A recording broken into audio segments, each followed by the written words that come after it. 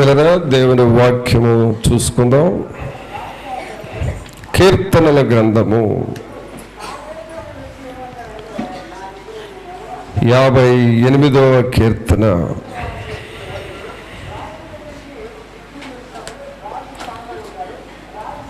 చివరి వచనం 11వ వచనం మనం చూద్దాం.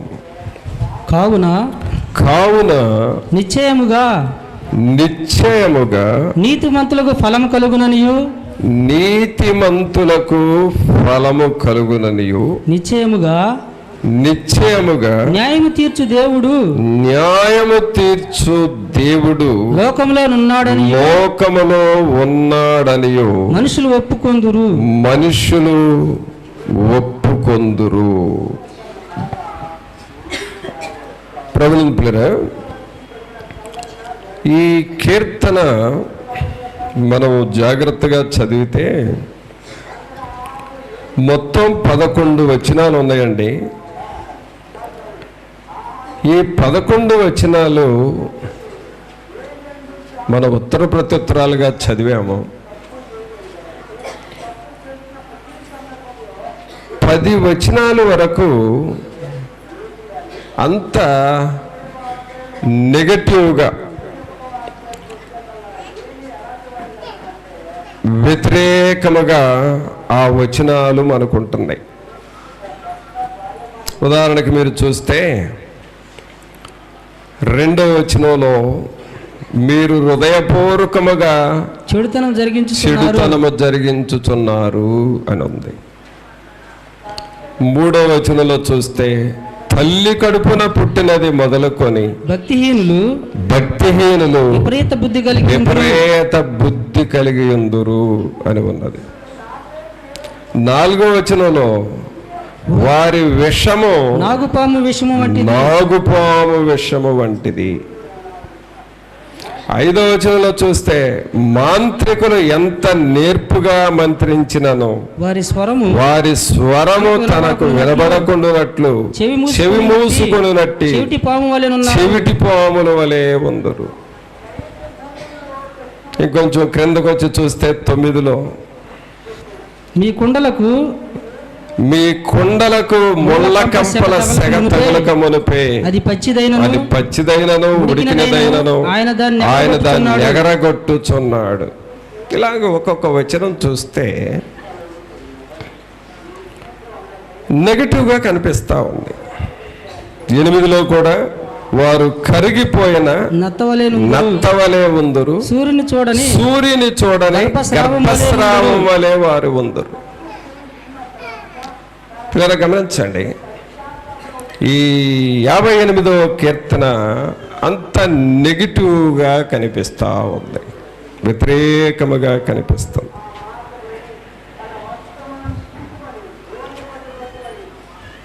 ఆ నెగిటివ్గా మాట్లాడుతున్నప్పుడు వాటి రిజల్ట్ కూడా నెగిటివ్గానే ఉంటా ఉంది, వ్యతిరేకమైన ఫలితాలే కనబడతా ఉన్నాయి. ఎందుకని వారికి వ్యతిరేకమైన మాటలు వస్తున్నాయి? నాగుపాము అన్నాడు, గర్భస్రావం జరుగుతుంది అన్నాడు, నత్తవలే కరిగిపోతారన్నాడు. కారణం ఏంటి అని అంటే, వీరు దేవుని నీతిని మరిచిపోయిన ప్రజలుగా ఉన్నారు. ఎవరిని మర్చిపోయారండి? ఎవరిని మర్చిపోయారు చెప్పండి? దేవుని నీతిని మర్చిపోయిన ప్రజలుగా ఉన్నారు.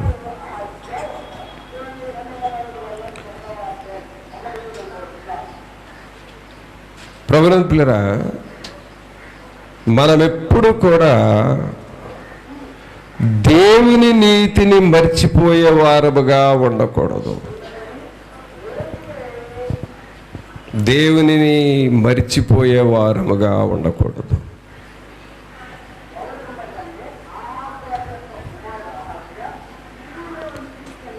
అనగా దేవుని వాక్యాన్ని చదవటము మర్చిపోయేవారుగా ఉండకూడదు. ఎవరము కూడా దేవుని వాక్యాన్ని చదవకుండా ఉండకూడదు. వాళ్ళు ఎవరంటే దేవుని నీతిని మర్చిపోతున్న ప్రజలు. అలాగే ఏ ఒక్కరోజు కూడా మనము ప్రార్థన చేయటము మర్చిపోయే వారముగా ఉండకూడదు. ఇది నిరంతరము మనలో జరుగుతూ ఉండాలి. నీవెలాగూ ప్రతిరోజు మంచినీళ్ళు త్రాగుతున్నావో అలాగూ ఈ ప్రార్థన వాక్యము ప్రతిరోజు నువ్వు త్రాగుతూ ఉండాలి, చదువుతూ ఉండాలి.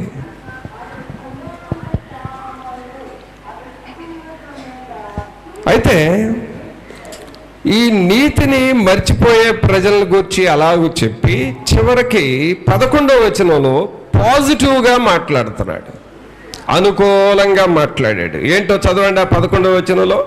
కావున నిశ్చయముగా నీతిమంతులకు ఫలము కలుగుననియు నిశ్చయముగా న్యాయము తీర్చు దేవుడు లోకములో ఉన్నాడని మనుష్యులు ఒప్పుకొందురు. ఇక్కడ ఏమంటున్నాడంటే నిశ్చయముగా నీతిమంతులకు ఫలము కలుగుతుంది అని చెప్పాడు. ఎవరికి ఫలం అంట? నీతిమంతులకు ఫలము కలుగుతుంది. ప్రభువు పిల్లరా, ఫలము అనగానే మనందరికీ చాలా ఇంట్రెస్ట్. అది మనము తినే ఫ్రూట్స్. రకరకాల ఫలాలు పెట్టాడండి దేవుడు, రకరకాల ఫలాలు పెట్టాడు. ఇప్పుడు మనకు ఇక రాబోయే కాలంలో ఫేమస్గా మనకు దొరికే ఫలం ఏంటంటే అబ్బా ఇప్పుడు నుంచే ఊరుతున్నాయి వాళ్ళకి, ఎప్పుడు వస్తాయా అని. కాస్త పూత పిండి మీద ఉందలేమ్మా, కాస్త ఆగండి. ఆ పూత పిందే మరి కాయ అవ్వాలి కదా, ఆగండి అప్పుడు దాకా. ఫలాలు, మామిడి ఫలం, సపోటా ఫలం, పనస. ఎందుకు ఆగుతున్నానో మీకు అర్థం కావట్లే. పనస ఇంకా ఏమన్నా అందిస్తారని ఆగుతున్నా నేను. అది రకరకాల ఫలాలు. మీకు తెలుసా, మన మందిరం దగ్గర రకరకాల ఫలాలు పెట్టారు మనవాళ్ళు. అవి బాగా కాయాలని ప్రార్థన చేయండి. రకరకాల ఫలాలు. పిల్లరా, ఫలాలు, ఫలము అనగానే అది ఆశీర్వాదానికి గుర్తుగా ఉన్నది. చూడండి, మన జీవితాలు ఫలించేవిగా ఉండాలి అనేది దేవుని యొక్క ఉద్దేశం. మన జీవితాలు, మన కుటుంబాలు మనము ఫలించే వారముగా ఉండాలి.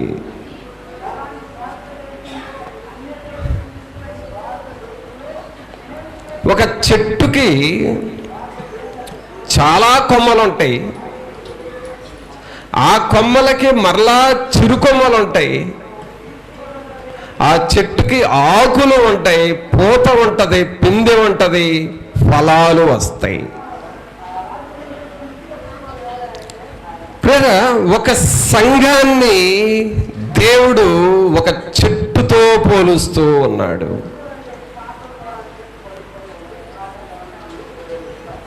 ఆ సంఘములో మనము కొమ్మల లాంటి వారము. ఆమేన్. చప్పట్లు కొట్టండి ఒకసారి అందరూ. మనమందరం ఎవరమండి? కొమ్మల లాంటి వారము. ఇప్పుడు ఈ కొమ్మలకి ఏమి రావాలి? ఫలాల దగ్గరికి పోకపోండి పెద్దాక. ఏం రావాలి? కొమ్మలకి పూత రావాలి. ఆమేన్. ఏం రావాలి? ఇప్పుడు పూత రావాలి, తర్వాత ఏమి రావాలి? పిందె రావాలి. ఇప్పుడు చెప్పండి మీకు కావాల్సింది, ఫలాలు వస్తాయి. పిల్లరా, పరిశుద్ధాత్మ దేవుడు ఈ సంవత్సరం మనల్ని ఫలించేవారుగా చేయబోతున్నాడు. ఆమేన్. పరిశుద్ధాత్మ దేవుడు ఈ సంవత్సరం మనల్ని విస్తరించేవారుగా చేయబోతున్నాడు. ఆమేన్.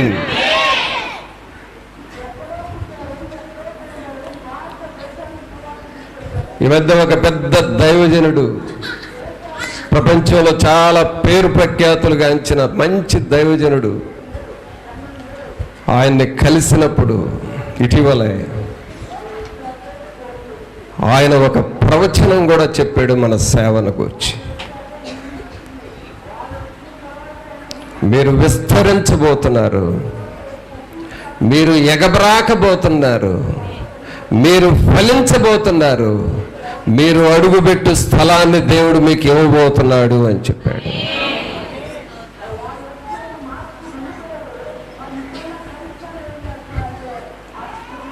మనం చేయాల్సింది ఏమిటి అనంటే ఒకటి చేయాలి. అదేమిటంటే నీతిని అనుసరించాలి. నీతిని నేర్చుకోవాలి, నీతిని అనుసరించాలి, నీతిగా జీవించాలి, నీతిని నేర్పాలి. అందుకని ఇక్కడ మనం 11వ వచనంలో చూస్తున్నాం, నిశ్చయముగా నీతిమంతులకు ఫలము కలుగుననియు, నిశ్చయముగా న్యాయము తీర్చు దేవుడు లోకములో ఉన్నాడని మనుషులు ఒప్పుకొందురు.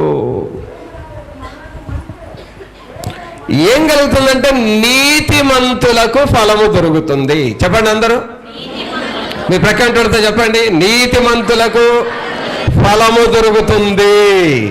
చెప్పారా? మీ ప్రక్కన వాళ్ళందరికీ చెప్పారా? అందరికీ నీతిమంతులకు ఫలము దొరుకుతుంది. ఇప్పుడు ఫలాలు ఎన్ని కావాలి? అరడజనా, డజనా, సంచ, బుట్ట, తట్ట, గంప, ఎన్ని కావాలి? ఎన్ని కావాలండి? గంప కావాలా? గంప కావాలన్న వాళ్ళందరూ చెమట పెట్టండి. ఎన్ని కావాలి? ఇప్పుడు ఫలించే వారముగా మనం ఉండాలి అనంటే ప్రియరా, ఒక్కటే మనం చేయాల్సింది, ఆయన నీతిని అనుసరించాలి. అబ్రహామును దేవుడు అంతా దీవించాడు కదా. అబ్రహామును ఆ దేశానికి కారణంగా చేశాడు కదా. అబ్రహామును తరతరాలకు ఆశీర్వాదంగా చేశాడు కదా. అబ్రహాం చేసిన పని ఏంటంటారు? ఏం చేశాడు? నీతిని అనుసరించాడు. అంతే కదండి ఆయన చేసింది. నీతిని అనుసరించాడు. అబ్రహాము దేవుని నమ్మెను, అది అతనికి నీతిగా ఎంచబడెను. దేవుని నమ్మాడు అంతే. నా ప్రభువు నాకు సహాయము చేయువాడు. ప్రియరా, అబ్రహాం గారిలో కూడా కొన్ని అనుమానాలు ఉన్నాయండి. దేవుని మీద కొన్ని అనుమానాలు ఉన్నాయి. ఆ అనుమానాలు ఉన్నప్పుడు దేవుణ్ణి ఏమని ప్రశ్నేశాడంటే, నీవు ఏమిచ్చినా నాకేంటయ్యా ఉపయోగం? నేను సంతానము లేని వాడిని కదా, నీవు ఏంటి, నాకు ప్రయోజనం ఏంటి అని అనుమానముతో దేవుణ్ణి అడిగాడు.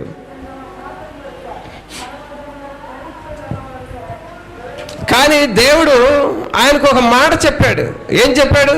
నేను సర్వశక్తి గల దేవుడను. చెప్పండి అందరూ, నేను సర్వశక్తి గల దేవుడను.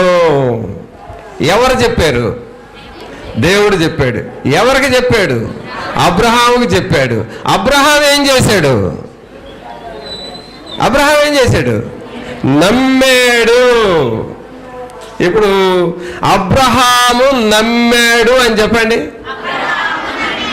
నమ్మాడు, అది అతనికి ఆ నీతికి ఎంచబడిన తర్వాత ఆయనకేం కలిగింది? నీతికి తగిన ఫలాలు వచ్చినాయి. అనగా ఆశీర్వాదము, కుటుంబం ఆశీర్వదింపడటం, పిల్లలు ఆశీర్వదింపడటం.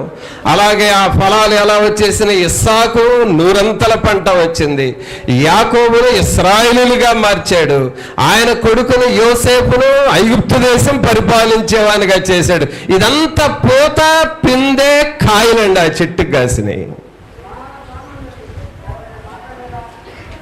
ఆయన చేసిన పని అంతా ఒకటే, దేవుణ్ణి నమ్మాడు. చదువుడా సోదరి, ఈ రోజున అబ్రహాముకు నేను సర్వశక్తి గల దేవుడునని యెహోవా దేవుడు చెప్పిన వెంటనే నమ్మినట్లుగా ఈ రోజున నీవు కూడా టక్కన నమ్మాలి. ఎట్లా ఎట్లా చెప్పు? టక్కను టక్, నువ్వు టక్కన నమ్మాలి అంతే, ఇంకేం ఆలోచించిన అవసరం లేదు. నీవు టక్కర్ నమ్ము, నీకు కాస్త టిక్ ఎక్కువ. అబ్రహాం గారు నమ్మితే నేను నమ్ముతానా ఏంది? ఆ రోజున అబ్రహాం గారు అంటే ఏదో తెలియక నమ్మాడు. ఈ రోజున నాకు వార్తాపత్రిక జ్ఞానం ఉంది, టీవీ జ్ఞానం ఉంది, సెల్ ఫోన్ జ్ఞానం ఉంది, న్యూస్ పేపర్ జ్ఞానం ఉంది, రేడియో జ్ఞానం ఉంది. ఇంత జ్ఞానం కలిగిన నేను నమ్మటం అంటే అది అసాధ్యమని అనుకొని దేవుడు గొప్పోడే కానీ నీ విషయంలో గొప్పోడు కాదని అనుకుంటావు నీవు. దేవుడు గొప్పోడు కాదని మీలో ఎవరు అనరండి, పొరపాటును కూడా అనరు. నాకు తెలుసు, దేవుడు గొప్పోడు కాదని మీరు మాత్రం అన్నే అనరు. కానీ ఒకటంటారు, ఆయన గొప్పోడే కానీ నా దగ్గరకు వచ్చేసరికి మాత్రం కాదు అంటావు. అది ఇప్పుడు నీకు ఉన్న టిక్. అది దేవుడేమో అబ్రహామేమో టక్కన నమ్మాడు, నీవేమో టిక్కున పక్కన నెడుతున్నావు.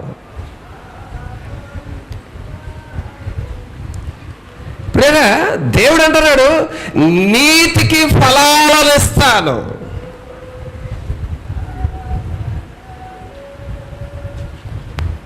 నీతికి ఫలాలు ఇస్తున్నాను, నీ కుటుంబాన్ని వర్ధిల్లునట్లుగా చేస్తాను అని ప్రభు అంటున్నప్పుడు నువ్వు నమ్ము అంతే.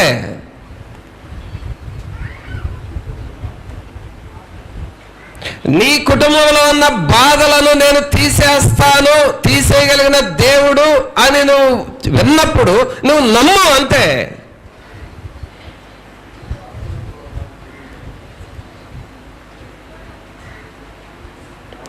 నీ కొరకు దేవుని సేవకుడు ప్రార్థన చేసిన తర్వాత ఇక నాకు స్వస్థత వస్తుంది అని నమ్ము అంతే.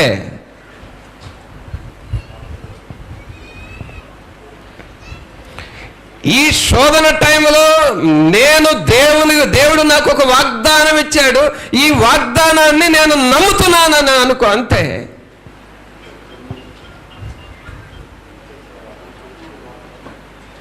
అదే నీతి, అదే అబ్రహాము నీతి, అదే ఇస్సాకు నీతి, అదే యాకోబు నీతి, అదే యోసేపు నీతి. ఆ వంశం అండి, ఆ కుటుంబాన్ని అలాగూ దేవుడు అభివృద్ధిలోనికి తీసుకొని వచ్చాడు. అక్కడ అబ్రహాము విత్తిన విత్తనం పేరేమిటంటే నీతి. చెప్పండి అందరూ, ఏం విత్తాడు ఆయన? ఏం విత్తాడు? నీతిని విత్తాడు. ఇప్పుడు నేను ఒక మాట అడుగుతాను, ఏదో ఒక టైంలో ఏదో ఒక విత్తనం విత్తిన వాళ్ళందరూ చేతులు ఎత్తండి. ఏదో ఒక విత్తనం నీ ఇష్టం, చివరికి గోంగూర విత్తనం అయినా పర్వాలా, అందరూ విత్తనాలే కదా, ఫలించినాయి అవి. మీ చేత్తో నాటిని ఫలించినయా ఫలించలేదా? ఫలించినయ్యా అన్న వాళ్ళందరూ చప్పట్లు కొట్టండి. ఫలించడం ఏంటయ్యా, తిన్నాము అన్న వాళ్ళందరూ చప్పట్లు కొట్టండి. అంటే అవి ఫలించినవి, అవి తిన్నారు. ఇప్పుడు పరిశుద్ధాత్మ దేవుడు అంటున్నాడు, ఈ రోజున నీవు నీ ఇంటిలో ఈ రోజున నీవు నీ జీవితంలో, ఈ రోజున నీవు నీ పిల్లల కొరకు, ఈ రోజున నీవు నీ సంఘములో నీతి అనే విత్తనం విత్తు.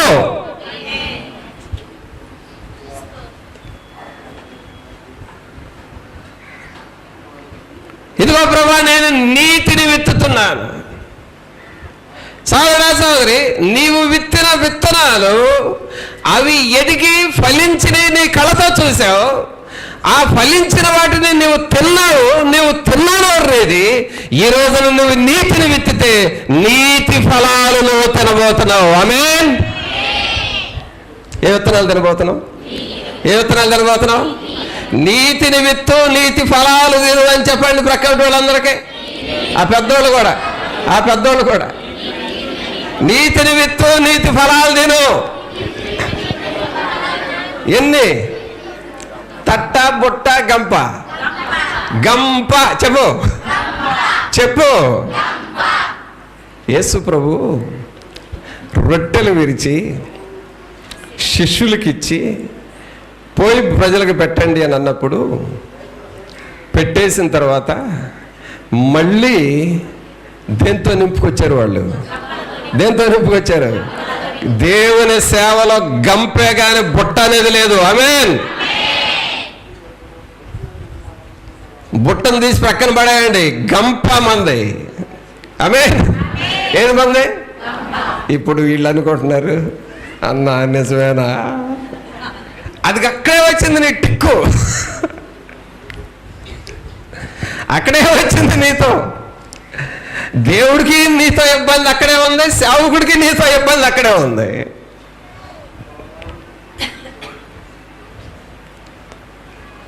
పిల్లరా, ఈ నూతన సంవత్సరము నీతిని మనం విత్తాలి, మనము నీతి ఫలాలు అనుభవించాలి. ఆమేన్. చెప్పండి అందరూ, ప్రక్కన వాళ్ళకి చెప్పండి. నీతి ఫలాలు మనం అనుభవించాలి. నీతి ఫలాలు అనుభవించాలి. ప్రియరా, ఆ ఫలాలు అనుభవించేటప్పుడు ఎవరు మాట్లాడతారో తెలుసా? నీవే కాదు, నీ వెనక తరాలలో కూడా. అబ్రహాము మనకు తెలియదు, అబ్రహాముని గురించి మనం మాట్లాడుకుంటున్నామంటే నీతి ఫలాలు ఫలించిన వారు వెనుక రాబోయే తరాలు కూడా మాట్లాడుకునేటట్లుగా దేవుడు చేస్తాడండి.